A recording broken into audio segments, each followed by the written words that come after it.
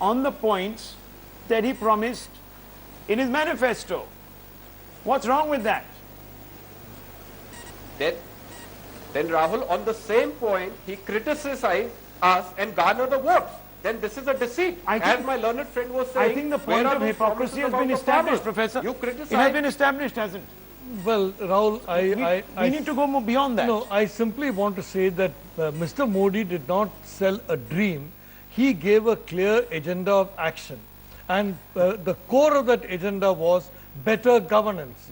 And the core of the agenda was that he will ensure that there is accountability for the corruption in government. He will ensure clean, transparent procedures. He will ensure a lowering of regulation.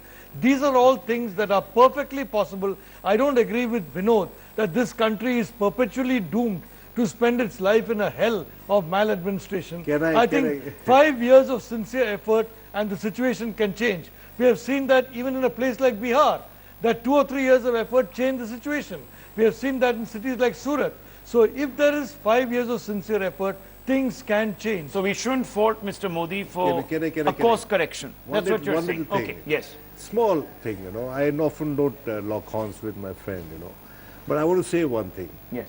You know, minimal government, maximum governance means what? Concentrating all power in the PMO. Is that no, it's not a separate issue. It is not a separate issue. Are we digressing? If one single mind is going to run this country, are we digressing? Because I think if one were to take the joint issue with you, one would say that look, I don't think here he needed to apply his own mind.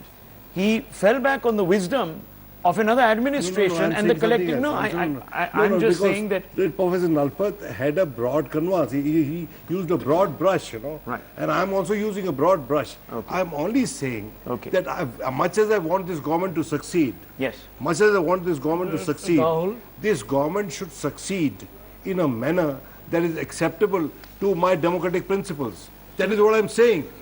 Rahul, how does that fit in with the current? It does fit in. No, it doesn't fit in because yes. Mr. P.V. Narasimha Rao, the great philosopher, prime minister you had, when he went to the ASEAN, he said, look, whatever we have achieved as a democracy, not as autocracies or quasi-democracies that we saw in Southeast Asia. What I am worried is, too premature no, to make Rahul, that point. what I am worried is, and I must slightly more measured earlier on. No, if we can discuss the railway budget merely on the basis of the price hike, I think we can also discuss this. Okay. What I am saying is that that I am a bit worried the whole government about itself is quite premature.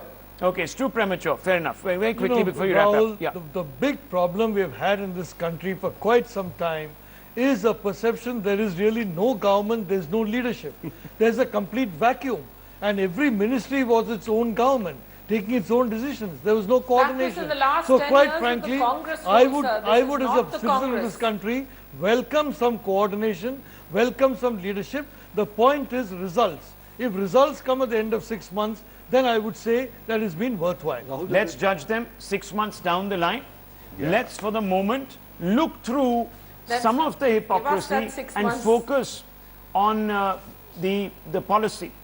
Lalita Kumara Mangalam and others on this show, thanks indeed for joining us. We're going to take a short break. Lots more coming up on the other side.